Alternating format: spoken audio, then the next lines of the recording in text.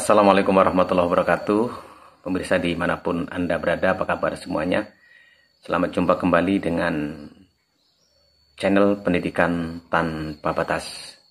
Saya berharap pemirsa, Bapak Ibu dan semuanya pecinta channel Pendidikan Tanpa Batas selalu sehat walafiat, sehat lahir dan batin, sehingga terus bisa untuk melaksanakan aktivitas di dalam menjalani hidup dan kehidupannya.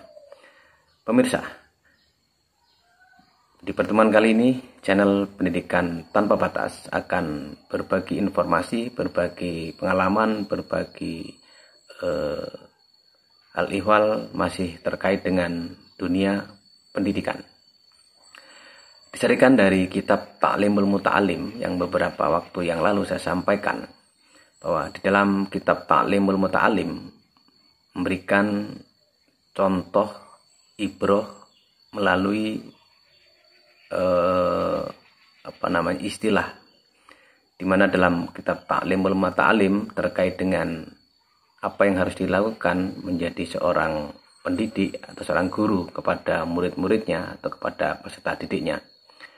Dalam istilah itu diantaranya adalah yang pertama, dalam kitab itu mengistilahkan dengan batu asah, atau dalam bahasa Jawanya itu ungkal.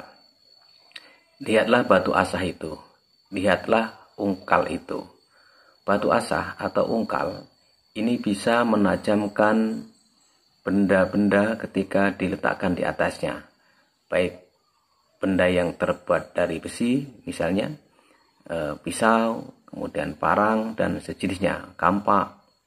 Ketika benda-benda itu kita letakkan di atasnya, kita asah melalui sebuah proses, maka benda-benda itu dapat tajam, dapat dipergunakan untuk keperluan hidupnya, sehingga bisa untuk memotong benda-benda, memotong kayu dan lain-lain dengan baik, dengan mudah.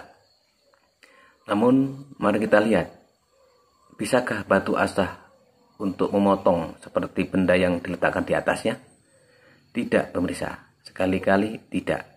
Batu asah tetaplah menjadi batu asah yang tidak bisa digunakan untuk memotong. Namun barangkali dan batu asah itu hanya bisa dipergunakan untuk kemanfaatan orang lain dan dirinya sendiri dia lupa. Namun jangan lupakan pula bahwa batu asah meskipun tidak bisa menajamkan dirinya sendiri, dia punya kekuatan dahsyat. Jika dipergunakan untuk memukul, maka bisa membuat orang-orang, membuat sesuatu yang ada di sekitarnya kalang kabut atau porak-poranda. Meski tidak bisa menajamkan, namun memiliki kekuatan yang dahsyat luar biasa. Itu batu asah. Kemudian mari kita lihat jarum. Jarum mampu menciptakan baju. Jarum bila dipergunakan bisa untuk menjahit baju, kain, celana, dan lain sebagainya. Sehingga dengan jarum itu baju bisa dipergunakan untuk menutupi dan bisa digunakan untuk pakaian, untuk celana, sehingga orang-orang atau siapapun yang memakai baju setelah dijahit oleh jarum itu bisa menjadi indah, bisa menjadi ganteng, bisa menjadi cantik. Namun kita lihat bagaimanakah jarum itu, apakah dia bisa menutupi dirinya sendiri? Pemirsa, tidak, sekali-kali tidak. Jarum tetaplah jarum, jarum tetap telanjang dan tidak bisa menutupi dirinya sendiri. Meski jarum bisa diperlukan untuk menjahit baju, menjahit celana, dan bisa menutupi orang-orang yang memakainya. Pemirsa, meski jarum tetaplah jarum, tapi jarum memiliki kekuatan yang dahsyat.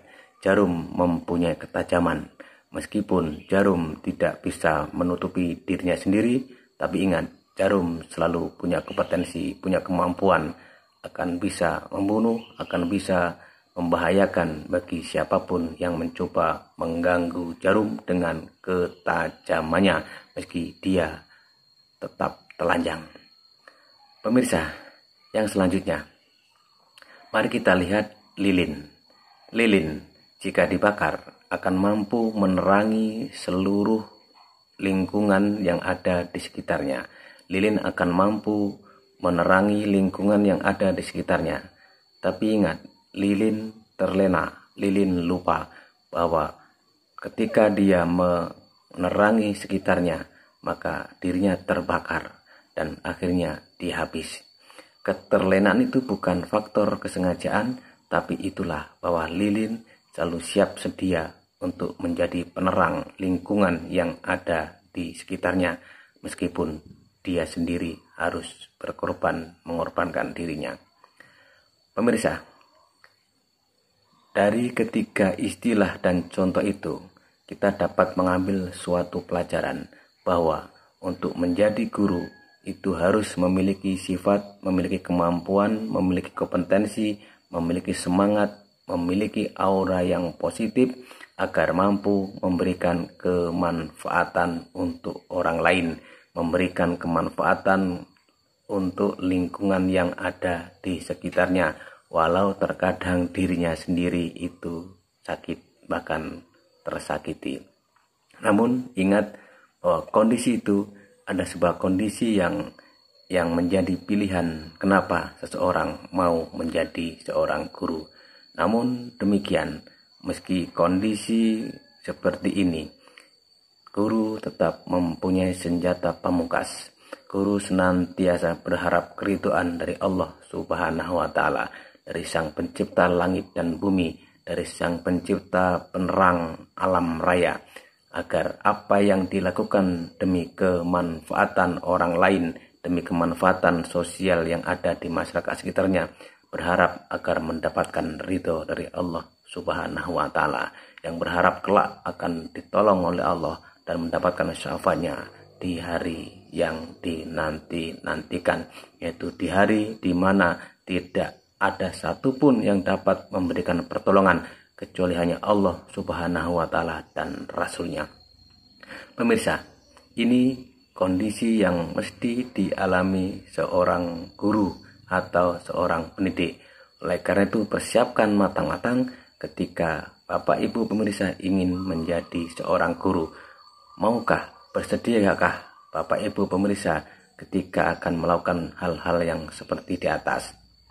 Namun percayalah bahwa meski apapun yang dilakukan untuk lingkungan dan masyarakat, guru mempunyai kekuatan super dahsyat, yaitu mampu memukul dengan mematikan seperti kondisi batu asa, mampu menusuk dengan tajam seperti jarum, mampu membakar yang ada di lingkungannya, meskipun dirinya harus terbakar seperti lilin. Dari kisah ini, kita dapat mengambil sebuah manfaat bahwa inilah menjadi guru perlu belajar untuk ikhlas, harus ikhlas demi untuk kemaslahatan, demi untuk kebaikan semuanya. Pemirsa dimanapun Anda berada,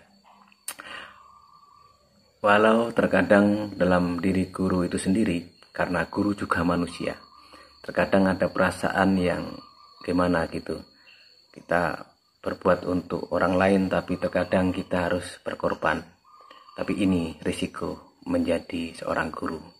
Oleh karena itu berharap kepada semuanya, dan tentu hanya berharap kepada Allah Subhanahu wa Ta'ala, agar semua guru yang ikhlas, yang sangat sulit untuk era sekarang dilakukan oleh guru itu sendiri. Tapi berkeyakinan bahwa Allah akan menolong setiap guru, Allah akan memberikan kemudahan kepada setiap guru, Allah akan memberikan jalan keluar bagi setiap guru atas kesulitan yang kemungkinan dialami oleh guru. Karena di tuntutan era yang 5.0, tuntutan 4.0 yang mayoritas hari ini adalah banyak tuntutan-tuntutan di lingkungan yang mencoba untuk mempengaruhi terhadap keikhlasan para guru-guru kita. Oleh karena itu, tetaplah istiqomah wahai Bapak Ibu guru kita semua, wahai para pendidik, agar apa yang kita lakukan kita tidak terpengaruh dengan kondisi lingkungan yang ada di sekitar kita. Sulit memang, susah memang, karena tuntutan kehidupan kita pribadi, karena tuntutan kehidupan keluarga kita, karena tuntutan kehidupan di lingkungan kita. Namun dengan atas izin dan ridho Allah, dengan keikhlasan kita bersama, karena kita sudah memfokuskan, kita sudah mempersiapkan diri jauh-jauh sebelum untuk menjadi pendidik. Dan semoga dengan kemuliaan kita menjadi pendidik ini, kita akan diberikan aneka warna-warni kehidupan yang lebih baik di kemudian hari. Dan demikian juga mudah-mudahan ada tangan-tangan Tuhan, ada tangan-tangan Allah melalui manusia yang bisa menolong, yang bisa mengatasi, bisa membantu kesulitan yang dialami oleh para guru ini, sehingga tetap fokus, bisa mendidik, membimbing, mentransformasikan ilmu pengetahuan yang dimiliki demi peserta didik, demi masyarakat yang ada di sekitarnya. Dan dengan harapan bahwa lingkungan akan memikirkan, akan memperhatikan kondisi guru yang memang sudah bekerja, sudah menggunakan pikirannya, sudah menggunakan seluruh kemampuannya demi kemaslahatan bersama. Mudah-mudahan ada tangan-tangan pemerintah yang memikirkan nasib guru, nasib para pendidik, sehingga bisa tetap fokus untuk mendidik, mengajar, dan membimbing masyarakat demi kemaslahatan, demi kebaikan bangsa dan negara.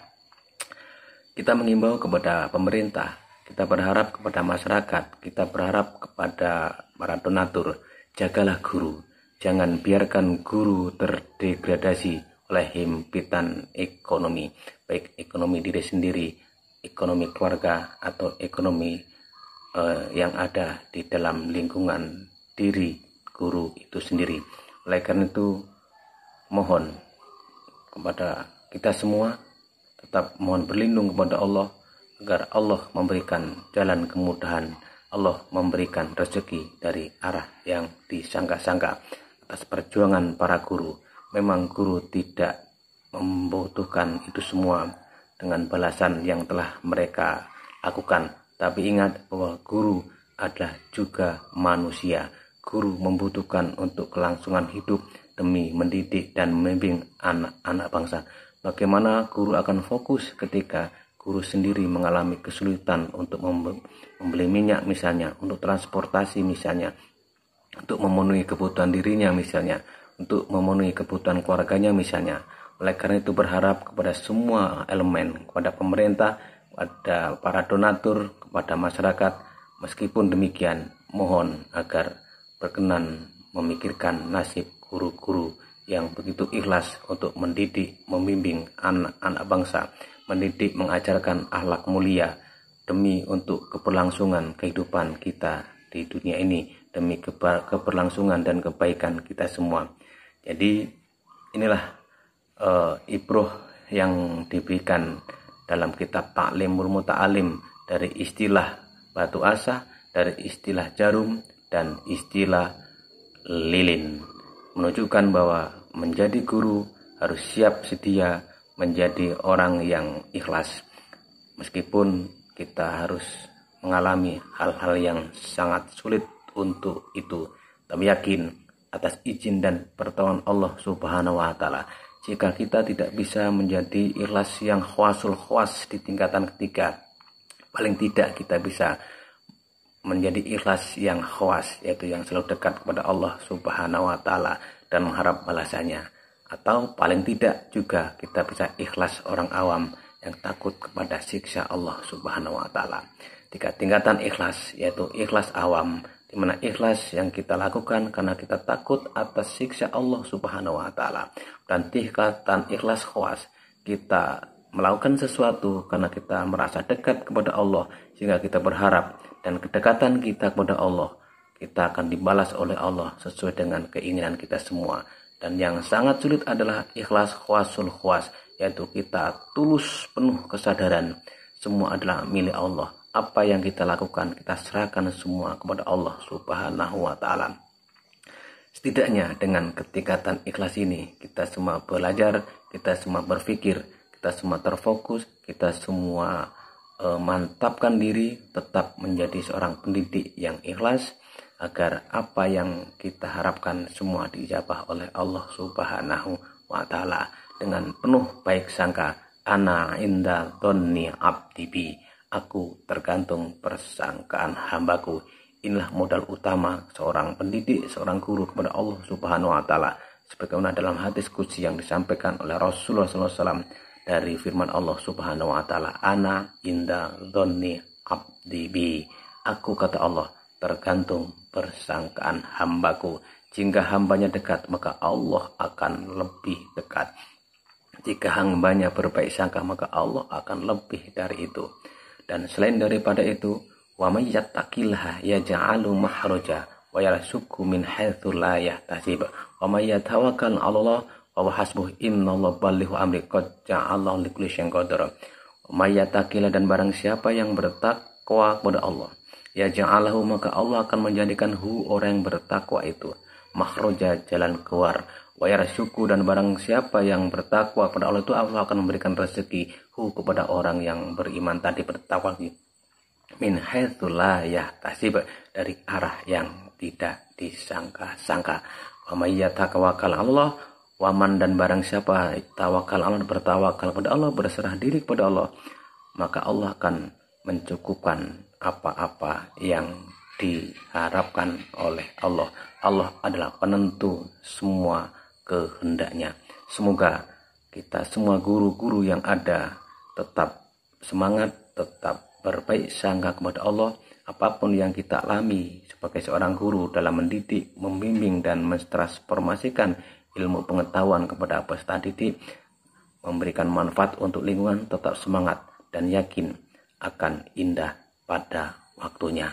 Demikian yang dapat saya sampaikan terkait menjadi guru yang ikhlas sebagaimana diajarkan oleh Syekh Zarnuji dalam kitab Ta'limul Muta'alim, sebagaimana diajarkan oleh kitab Ihya Ulumuddin. Semoga kita semua istiqomah dan mendapatkan pertolongan dari Allah Subhanahu wa taala. Mohon maaf atas segala kekurangan. Kepada Allah saya mohon ampun. Tetap semangat. Wassalamualaikum warahmatullahi wabarakatuh.